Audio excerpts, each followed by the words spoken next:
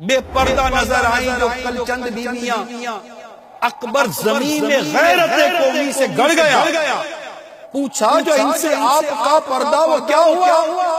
کہنے لگی کہ عقل پہ مردوں کی پڑ گیا۔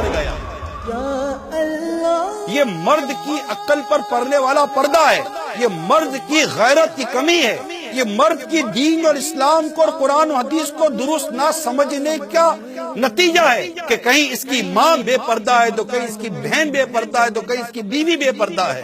سلیو لیس کپڑے پہن کر بازار نکلتی ہیں، اب کہہ کر بھائی کتنا کہیں کہ بھائی برقع پہنو، شرعی پردہ کرو، نہیں برقع نہیں، چادر میں تو ایک نارمل سی چادر جس پہ پردے کی جو شرعی احکام ہے وہ بھی پورے نہیں ہوتے۔ برقع گیا، چادر گئی، شال گئی، دوپٹہ بھی گیا، اب جو بچا تھا تو مردوں کے کپڑے پہننے لگ گئی۔ اللہ کی پناہ، ان عورتوں کو اللہ تبارک و تعالی ہدایت دے۔ اے میرے پیٹھو پیارے اسلامی بھائیوں، ان کی بے غیرتی اور بے پردگی پر قابو پاؤ۔ یعنی یہ بے پردگی کر کر کیسے بھلائی پائیں گے؟ ہمارے معاشرے سے غیرت کا جنازہ نکل رہا ہے ان کی بے پردگی کی وجہ سے۔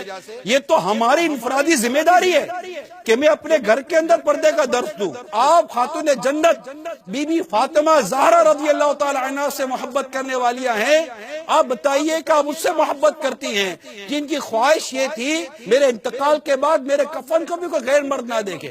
اسلام و دین کی پردے کے بارے میں باتیں نہیں بھول گئی۔ آپ کہتے ہیں آج کا دور بڑھ گیا، میں کہتا ہوں آج کے دور میں زیادہ حاجت ہے پردے کی، کیونکہ بے شرمی بڑھ گئی، بے غیرتی بڑھ گئی، بے حیائی بڑھ گئی، گرل فرینڈ اور بوائے فرینڈ کا کلچر بڑھ گیا۔ اللہ کرے کہ یہ ہماری اسلامی بہنوں کا حیا کی چادر نصیب ہو جائے۔ آپ مان کیوں نہیں جاتی ہو؟ اللہ اور اس کے رسول ناراض ہو گئے تو کیا کرو گے قبر کے اندر؟ اور کتنے دن کی یہ بے پردگی؟ آپ مان جاؤ نا۔ اس بے شرمی کو، بے حیائی کے سیلاب کو کون روکے گا؟ اللہ تبارک و تعالیٰ قرآن پاک سورہ تحریم آیت نمبر 6 میں فرماتا ہے، يا أيها الذين آمنوا قوا أنفسكم وأهليكم نارا وقودها الناس والحجارة۔